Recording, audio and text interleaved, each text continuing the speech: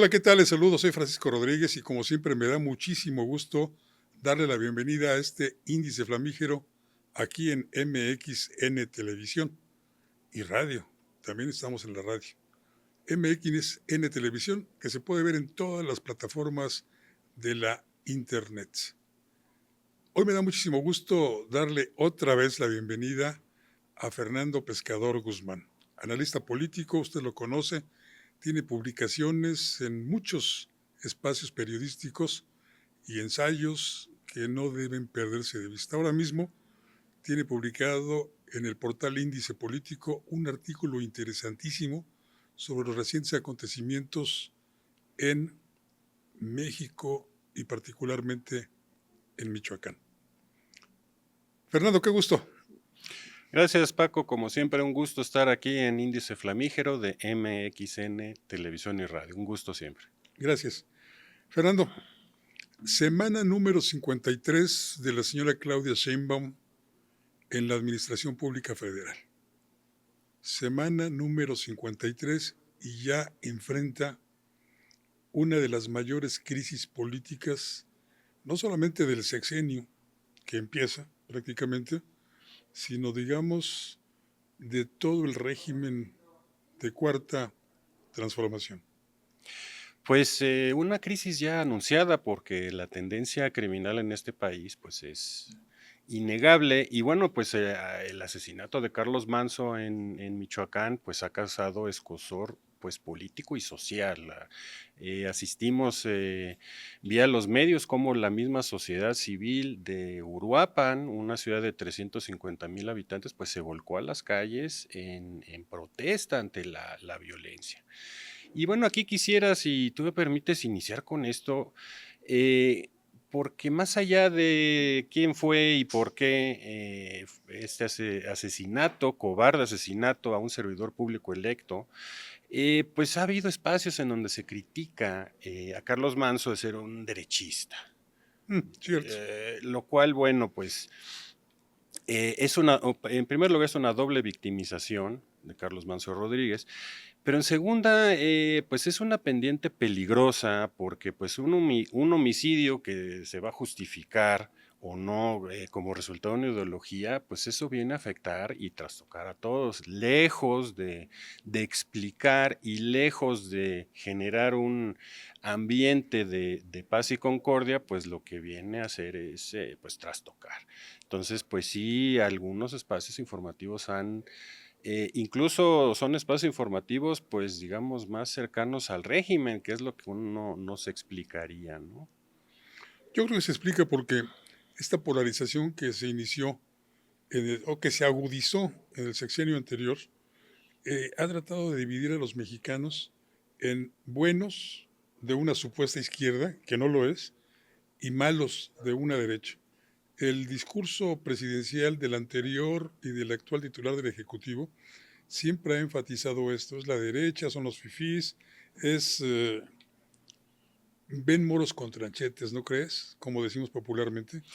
Pues yo creo que el problema es que se quieren utilizar cuestiones ideológicas para analizar un fenómeno que no lo es. ¿A qué me refiero? Pues a esta vieja tara de cierta izquierda radical, de considerar a los criminales pues como una suerte de víctimas de la lucha de clases, víctimas del capitalismo, del imperialismo y que pues por eso habría que tolerarlos, ¿no? Entonces es un fenómeno que no nada más en México, lo estamos viendo en Venezuela, lo estamos viendo incluso en Colombia también, en Ecuador, en donde cierta izquierda pues se vuelve muy tolerante sobre todo el crimen organizado. Y pues aquí viene a colación también pues el lamentable incidente de acoso a la misma presidenta Sheinbaum en pleno centro histórico de la Ciudad de México, donde pues más allá de considerar si se trata de un montaje, yo creo que no, pero lo que sí estamos viendo es una falla de seguridad nacional, porque no es hacer menos la cuestión de acoso sexual en la calle a las mujeres de todo este país, Sí, lamentable. a nuestras mamás, a nuestras esposas, a nuestras hijas. Pues es intolerable esa situación. El punto es que Claudia Sheinbaum, pues es mujer de toda la vida, pero ahorita es jefa del Estado mexicano, es la titular del Ejecutivo Federal. Entonces, cualquier pues riesgo a su persona está doblemente, pues uno es en el escrutinio público y tiene también pues efectos de política criminal más amplios, ¿no? Entonces, pues este desafortunado evento, pues lo que hace es pues mandar el mensaje de, pues si eso le pasa a la presidenta, ¿qué podemos esperar todos los demás, no? Y bueno, yo creo que no sé si eso también habrá influido en la decisión, pero hoy nos levantamos con la noticia, eh, pues que Defensa Nacional desplegó alrededor de 12,000 elementos a Michoacán. Para ponértelo en, en, en contexto, estimado Paco, eh, el general Zachary Taylor en 1847 tomó la Ciudad de México con 5,000 elementos. La división del norte de Pancho Villa a su inicio tuvo 10,000 elementos. Se están enviando 12,000 a Michoacán, solo a Michoacán. Entonces eso nos dice cómo están las cosas de veras. Pero ¿por cuánto tiempo, Fernando? Porque recordemos que al asesinado Carlos Manso, al ejecutado Carlos Manso, también le enviaron guardias nacionales, un buen destacamento de guardias nacionales, y a las 2 semanas se los quitaron. ¿Esto cuánto tiempo va a durar? Y una pregunta más, ¿a quién necesitan asesinar en Sinaloa? ¿A quién necesitan asesinar en Guerrero, en Tamaulipas, para que la seguridad se destaque en cada una de estas entidades? Híjole, Paco, me pones contra la pared. No podría yo contestar eso y creo que nadie puede porque a final de cuentas, pues también son políticas públicas. Y el problema es que estamos viendo cuando chocan pactos criminales inconfesables, pero que pues están a la vista de todos, y políticas públicas de contención a la criminalidad. O sea, en efecto, Sinaloa tiene ya más de un año, ya va para 13, 14 meses de una crisis espantosa de seguridad. Y incluso con personal de alto nivel, jefes del ejército, nivel mayor, han sido muertos en refriegas en la Sierra de Sinaloa. Entonces, de ese tamaño es el desafío para las fuerzas de seguridad en este país. Volvamos a la lucha de clases. Creo que se está criminalizando a la pobreza. Para empezar este programa, Jóvenes Construyendo el Futuro, que de acuerdo al discurso del sexenio anterior, tenía como objetivo pues atacar las causas de la criminalidad, criminalizando a los pobres, criminalizando a los jóvenes, ha resultado ser un fracaso. Hoy vemos que pues asesinatos de alto impacto, no solamente el de Carlos Manso, aquí en la capital de la República el asesinato del abogado Cohen, fueron perpetrados por jóvenes menores de edad. Y de acuerdo a algunos estudios recientes, el crimen está reclutando ahora a jóvenes entre los 14 y los 17 años. Entonces, ¿dónde está realmente la falla? ¿En atacar la pobreza o en incentivar a los jóvenes a que se dediquen a otras actividades? Pues es un asunto complejo porque precisamente es ese segmento de 15 a 24 años en todos los países en vías de desarrollo, donde precisamente se han gestado problemas sociales como en Nepal, la primavera árabe, es ese segmento demográfico. El asunto es también que, bueno, difícilmente hay economías hoy en día que pueden absorber a toda esa gente. Y la parte moral que tú comentas, bueno, incentivarlos a, pues a que estudien, a que trabajen, a que, pues ahí como que las políticas públicas del sexenio pasado, pues han instrumentado, pero no han tenido el, digamos, la fortaleza o la profundidad que se requiere para competir con el dinero en efectivo que el crimen organizado le ofrece a los jóvenes. Me voy a poner el papel de un nini, aunque rebaso con mucho la edad. A ver, soy un nini y me dicen que me van a dar dinero a cambio de que estudie o de que me ponga a trabajar durante un año nada más. Pero si estudio, ¿qué oportunidades de empleo tengo en el futuro? Si en México no hay inversión, si en México los despidos de personal empleado son constantes, ¿y para qué trabajo si voy a percibir un sueldito que no va a alcanzar para sobrevivir? Pues mejor me dedico al crimen que me va a triplicar el ingreso y no le hace que viva 2 años, pero voy a vivir a todo dar. La vida loca, ¿no? Y bueno, en ese sentido hay que añadir la cuestión de las adicciones, porque precisamente el sicario que ultimó a Carlos Manso Rodríguez allá en Uruapan, pues al parecer se supone que estaba en tratamiento en uno de estos centros para jóvenes, que lo hemos visto ya en ciudades como Ciudad Juárez, en Chihuahua y otras entidades del norte sobre todo, pero es un fenómeno ya generalizado.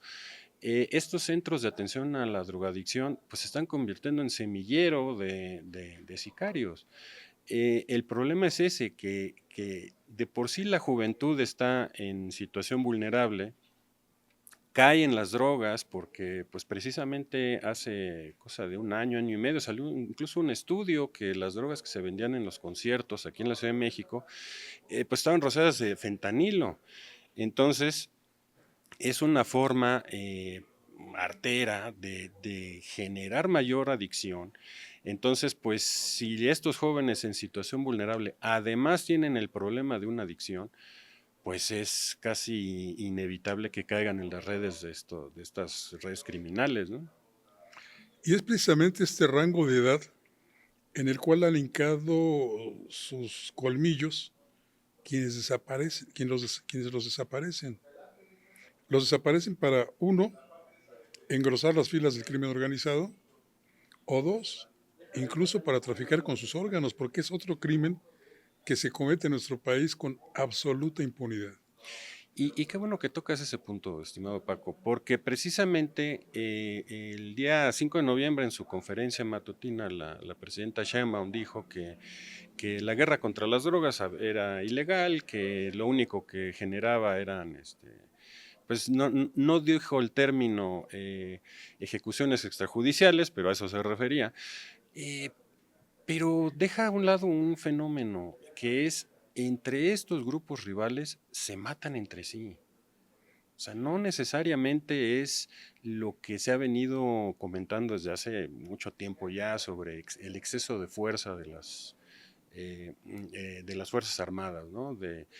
En exceso en el uso de la fuerza. Uh-huh. Y que por eso había bajas civiles y demás.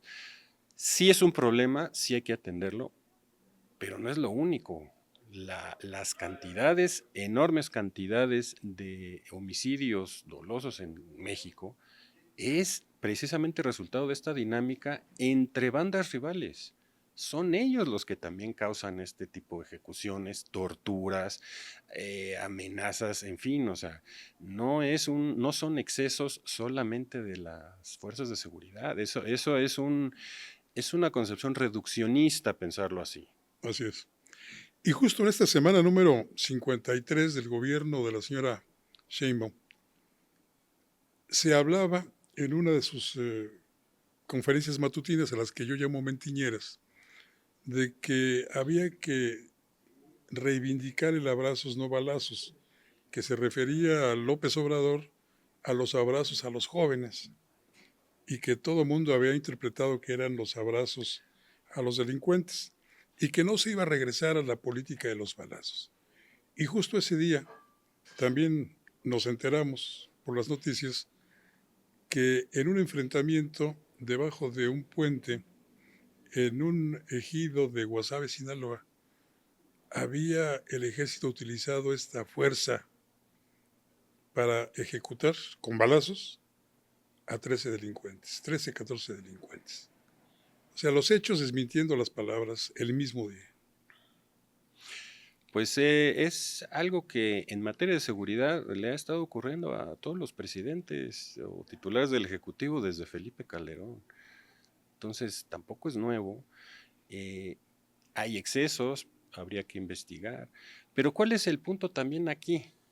El asunto es que la criminalidad está. Y bueno, pues una cosa es lo que se dice en las mañaneras, pero pues podemos decir misas y al final se despliegan 12,000 elementos de Sedena, Michoacán, pues es que entonces el discurso, la retórica va por un lado y las acciones van por otro. Entonces, pues es un problema político, entonces sí, porque pues es de congruencia. Entonces, pues vamos a atacar a las causas del crimen organizado, que una de ellas es la capacidad de fuego. Nadie quiere que haya ejecuciones sumarias. No se pide eso. ¿Qué se pide? Desarmar a estos delincuentes que tienen asoladas a cantidad inimaginables de familias mexicanas que no pueden salir a hacer sus negocios, no pueden salir a trabajar. ¿Quién responde por esa gente? Y que trabajan y tienen que pagar un impuesto adicional. Además de las extorsiones de estos grupos, que por su capacidad de fuego pueden e intimidan a todo sector de la sociedad, todo sector productivo de la sociedad, y no solo en Michoacán, a lo largo y ancho de nuestra geografía nacional. 3/4 del territorio nacional, según un diputado de Morena, Hugo Eric Flores. Pues, y curiosamente, ese diputado haciendo eco de una declaración del general en jefe del Comando Norte de Estados Unidos, que creo que fue en 2023, que dijo precisamente eso. Entonces, pues luego no nos gusta, ¿no?, el escrutinio internacional, pero pues ahí están los datos. Ahí están los datos y creo que usted también los tiene, los suyos, los otros datos. De eso seguiremos platicando con Fernando Guzmán, Pescador Guzmán, en un momento más. No se vaya.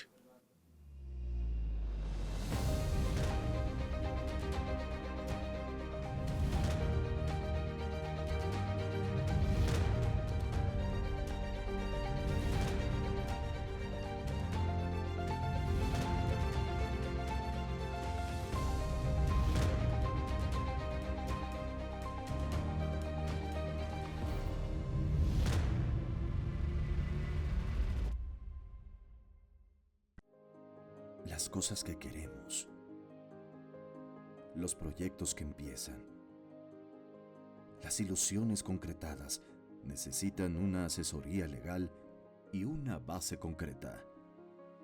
Notaría 64. Respaldamos tus actos legalmente.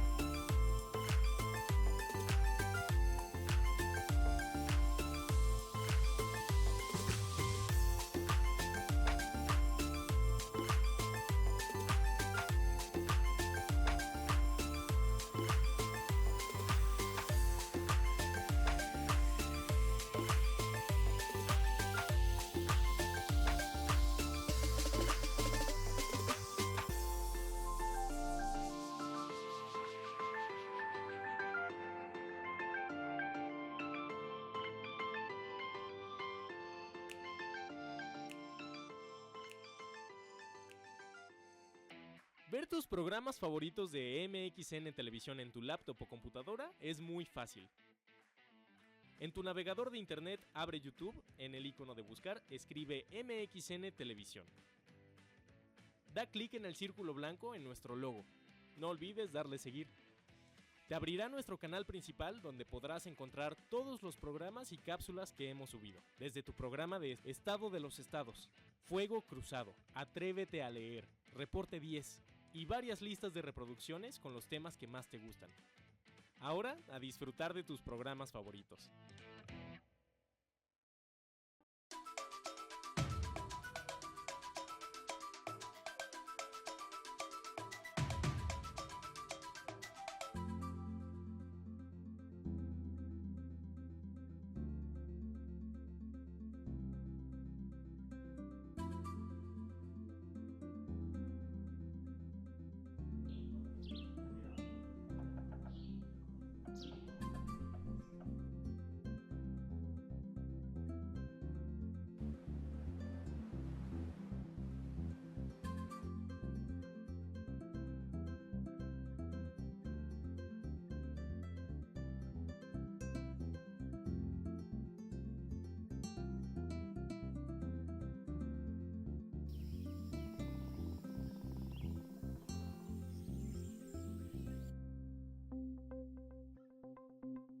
Quintana Roo vive.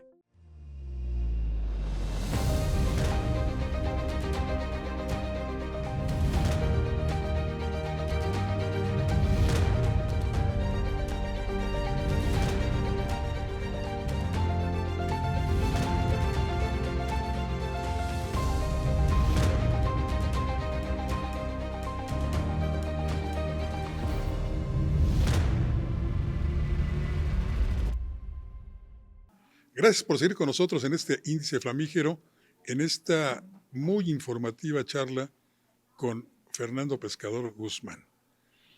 Fernando, 70 páginas tiene el plan Michoacán, el nuevo plan Michoacán, el tercer plan para Michoacán.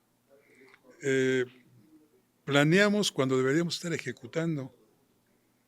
El plan se hace cuando vas a tomar posesión, no después de que se ahogó el niño. Después, ¿qué vamos a hacer con un plan así? Solamente leer el plan, 70 y tantas páginas, nos puede llevar todo un día. Y se pone peor, como decían, porque deja tú las 72 páginas. El plan se presentó en la Ciudad de México, ni siquiera en Morelia, ya no digamos en Uruapan. ¿Y frente a quién? Frente a la prensa. Sin la participación de la sociedad civil, sin la participación de las víctimas. Pues es un plan irónicamente muy neoliberal, de hecho desde el escritorio en la Ciudad de México, en donde pues en 72 páginas se le dice a la población de Uruapan y de otras de Michoacán que también padecen este tipo de infierno, qué es lo que se debe de hacer. Yo creo que es momento de revisar ese tipo de diseño de política pública, porque pues sí, está muy bien y creo que hay una bolsa, ¿no? De 45 mil millones de... No, perdón, la bolsa de 45 mil millones de pesos fue del plan del presidente Peña Nieto. Y bueno, ahí está la pregunta, bueno, ¿cuáles serán las ganancias del crimen organizado que 45 mil millones de pesos en el sexenio 2012-2018 se hicieron agua y no hicieron mella porque todo sigue igual? ¿Cuánto es lo que nos está generando en las minas ilegales en Michoacán, que están sacando una cantidad de minerales que nadie sabe, vía Manzanillo, también por eso Colima? Y Lázaro Cárdenas también. Lázaro Cárdenas, el impuesto a aguacateros, limoneros y demás, pues ¿cuánto será? Porque 45 mil millones de aquella época, de hace 10 años, un poco más, no hicieron mella. ¿Qué país? Y bueno, pues está también pues la cuestión de control territorial. ¿Por qué muchos de nuestros escuchas, sobre todo en Estados Unidos, nuestros paisanos dirán, bueno, ¿por qué permiten los gobiernos de México esto? Porque no, insisto, no es una cuestión nada más de Morena, Todos los partidos políticos ya nos han demostrado en los hechos que con el crimen organizado no pueden o no quieren. ¿Y por qué es? Por ese control territorial que permite casualmente ganar elecciones. Carlos Manso lo demandó, lo exigió en diferentes ocasiones a través de videos que se hicieron virales en las redes. Que fuera la presidente o que fuera su secretario de Seguridad Pública a Uruapan para percatarse de la situación. Tú lo mencionabas hace un momento, se hace un plan sin la presencia, sin la participación, sin la opinión de los principales afectados. Hoy que Carlos Manso ya no está en este plano terrestre, se hace lo que Carlos Manso pedía cuando estaba vivo. Se refuerza la seguridad de Uruapan, de Michoacán en general, pero todo es teoría porque se aprueba un presupuesto también la semana anterior, un presupuesto de egresos de la Federación, sin contemplar el recurso que se va a destinar a la ejecución de este plan, que yo me temo se va a quedar nada más en plan. ¿De dónde van a salir los recursos para ejecutarlo? Pues buena pregunta. Ahí yo creo que los legisladores federales sobre todo tienen pues una papa caliente, no menor, porque como bien dices, pues pues la presidenta o el Ejecutivo Federal propone, pero el Legislativo dispone. Y pues de cuánto va a ser el asunto. Ahora, también el asunto que comentas, ¿no? Bueno, que ahora que ya no está Carlos Manso como actor político, pues de repente ya como que la federación voltea. Y bueno, no son pocas las voces de analistas, particularmente de Michoacán, que dicen, bueno, pues lo que pasa es que su figura estaba creciendo políticamente, porque estaba él diciendo lo que nadie se atrevía a decir, o ninguna autoridad electa se atrevía a decir. Y a exigir. Exacto. Y entonces, pues empezó a tener como seguidores en todos lados que se denominaba, tengo entendido, el movimiento del sombrero, que era pues en alusión a Carlos Manso. Insisto, salir a decir que bueno, es que son de derecha, bueno, uno es una irresponsabilidad brutal, porque aunque fueran de cualquier ideología, pues se supone que hay libertad de expresión. Y no solo eso, pues exigir la paz, exigir una vida normal para las comunidades, difícilmente puede tildarse de derecha o de izquierda, pues es simplemente ser cívicos. Se supone que hay libertad de expresión, acabas de señalar. Y dos medios, hasta ahora dos medios. El diario Reforma, TV Azteca.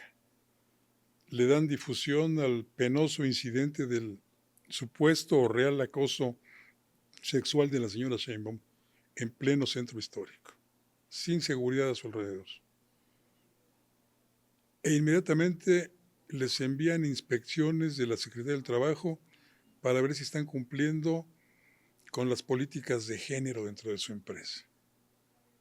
¿Hay libertad de expresión realmente o se está amenazando? Pues estamos viendo un control de daños burdo, de mano muy pesada. Para variar, con estos gobiernos de izquierda, cuando se requiere bisturí, pues sacan el hacha, ¿no? Yo creo que en parte ahí se comprueba que no fue un montaje, sino todo lo contrario, porque precisamente lo que se argumentaba era que se estaba violando, se podría estar violando la ley Olimpia, ¿no? Aquella de que, o aquellos casos en donde Se revictimiza. revictimiza al reproducir fotos, videos y demás. Y bueno, aquí vuelvo a lo que habíamos dicho en el segmento anterior. Sí, la presidenta es una mujer, pero también es jefa del Ejecutivo Federal, es la presidenta de México. Eso la hace distinta, o el trato es distinto que a cualquier otra mujer de a pie. Y no por hacer menos a las mujeres, al contrario. Es la crisis de inseguridad también les pega y hay que abordarlo. El asunto es que fue de seguridad nacional.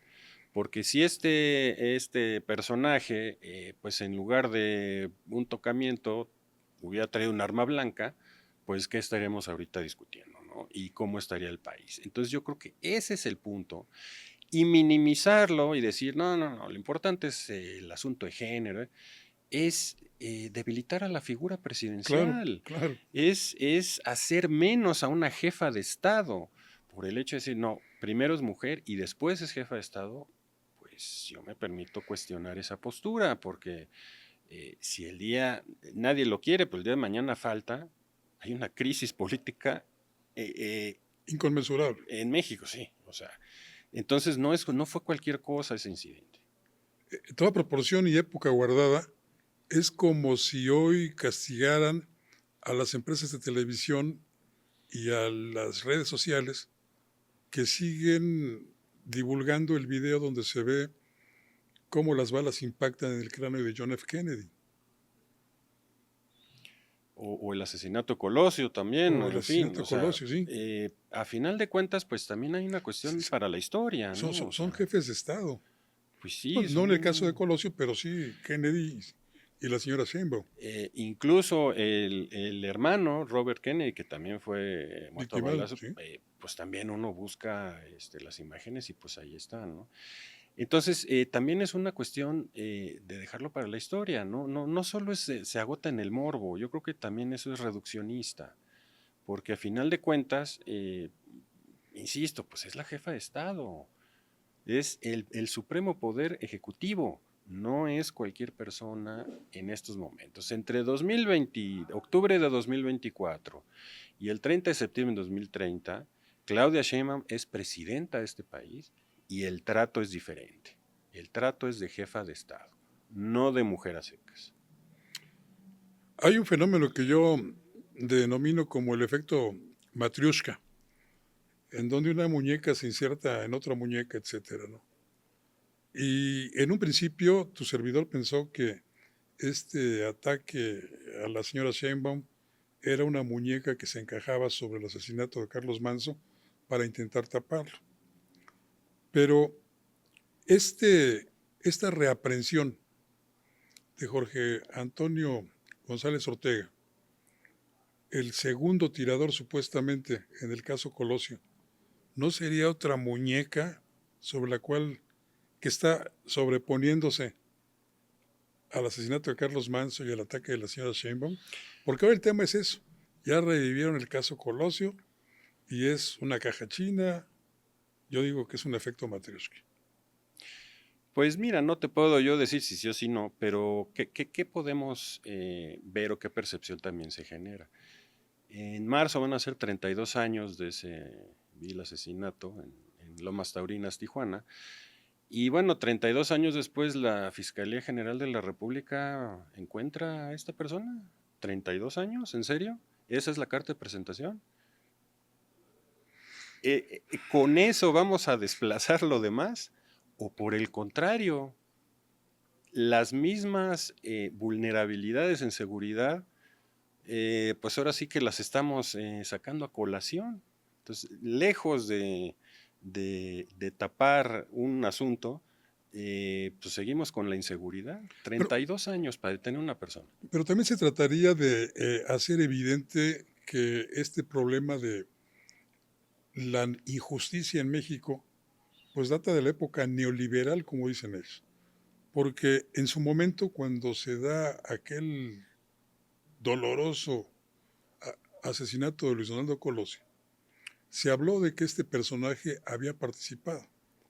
Y pocos días después de haber sido detenido, un agente del CISEN en activo, lo que hoy es el Centro Nacional de Inteligencia, un espía pues, lo liberan los jueces neoliberales porque señalan que efectivamente su ropa traía sangre del candidato asesinado, pero fue porque lo había ayudado durante su caída en el lugar del asesinato.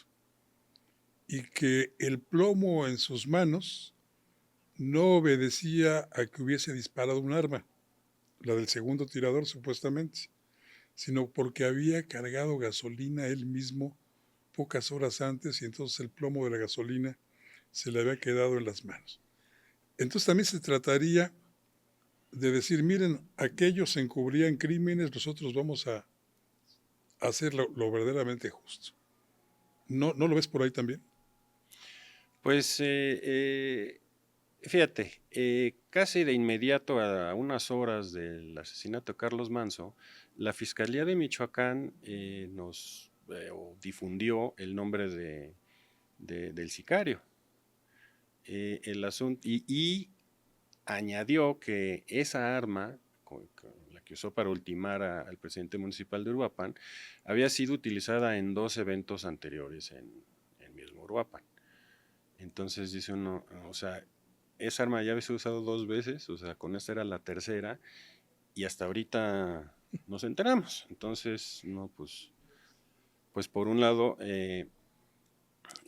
pues de alguna manera, pues no se está investigando, sino que hasta que no se llega a una situación límite es cuando nuestras autoridades de procuración de justicia pues llegan a conclusiones. ¿Por qué no hubo prevención? Pues ahí la pregunta sigue. Que si se castiga o no se castiga, bueno, pues vamos a ver qué pasa. Porque a final de cuentas, lo que uno esperaría del caso Uruapan es que ahora sí se dé con los autores intelectuales, porque bueno, pues el muchacho, pues ahí fue ultimado, ahí en ese mismo lugar, pero ahí no termina, él solo fue una mano ciega. quién fue el que ordenó el golpe, quién se beneficia políticamente. Eso es lo que nos tienen que informar. Fernando, y fue el segundo responsabilizado. Porque primero presentan a un personaje y a los 2 días nos dicen, no, ese no fue este otro. Algo pasó también aquí en la Ciudad de México con el abogado Cohen, ¿no? Sí, también. O sea, que primero un joven y luego no, que no fue él, fue otro, y bueno, total que... Y bueno, también hay, pues vemos que las investigaciones, pues luego van en función de la presión mediática, porque pues a 3 semanas o un mes de estos hechos en los escalones del Tribunal Superior de Justicia de la Ciudad de México, pues ya no se ha vuelto a saber nada. Lo que pasa es que hemos olvidado que en México desde hace algunos meses tenemos problemas severos en seguridad. Nos hacen olvidar la barredora, nos hacen olvidar a Dan Augusto, nos hacen olvidar tantos escándalos como el huachicol fiscal, con un escándalo tras otro. Pero el que estamos viviendo hoy creo que es el peor que México ha enfrentado en muchos años y es el peor que está enfrentando la señora Sheinbaum desde Palacio Nacional. Fernando, siempre muy agradable platicar contigo y además muy ilustrativo, te lo agradezco mucho. Gracias, Paco, como siempre un gusto estar aquí en Índice Flamígero, en MXN, Televisión y Radio. Yo los espero la próxima semana en otra emisión aquí y mientras tanto le deseo que tenga como siempre buenas gracias y muchos días.